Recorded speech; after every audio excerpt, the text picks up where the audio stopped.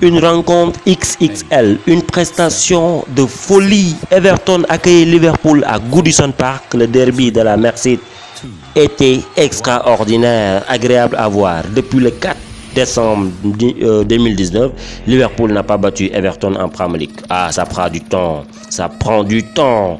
Un derby qui aura tenu toutes ses promesses. Dès le début du match, Sadio Mané, l'enfant chéri de Bambali, ouvre les hostilités suite à une action très bien construite des Reds.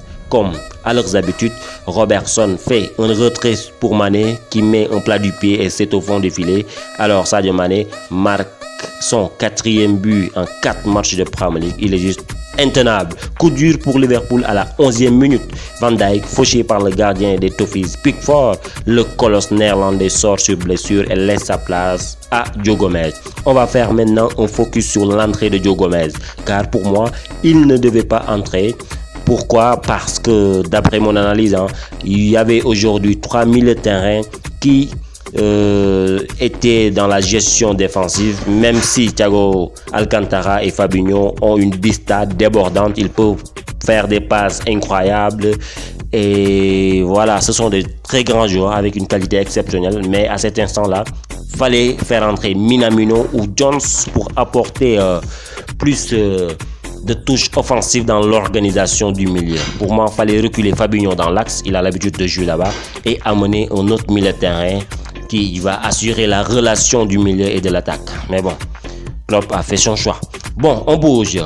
Après le match a continué, il y a eu des occasions de part et d'autre, et à la 19e minute, il y a eu cette égalisation des Toffees.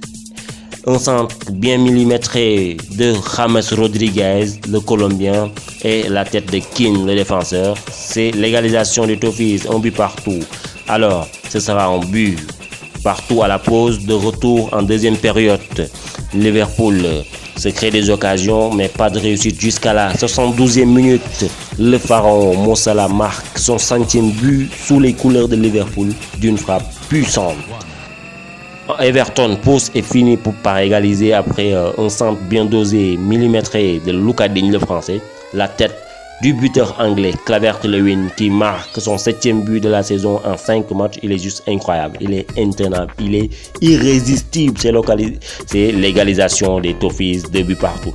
Encore sur ce but, la défense des Reds a été pour moi nonchalante, à l'image de Joe Gomez qui regarde la balle du début jusqu'à la fin de cette action sans même avoir le réflexe de reculer pour gêner un peu l'attaquant anglais ou mettre sa tête.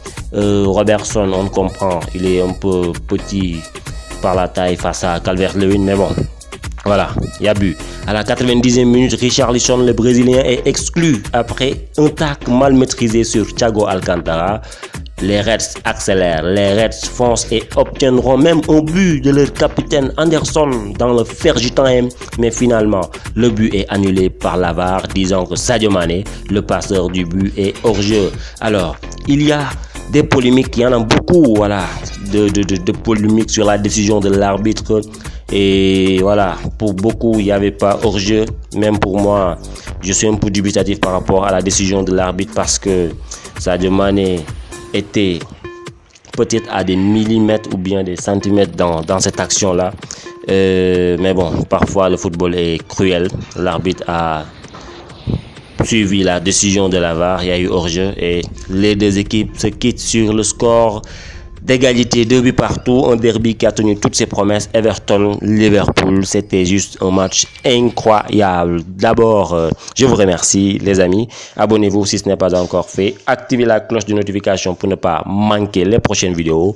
D'ici là, portez-vous bien. Vamos!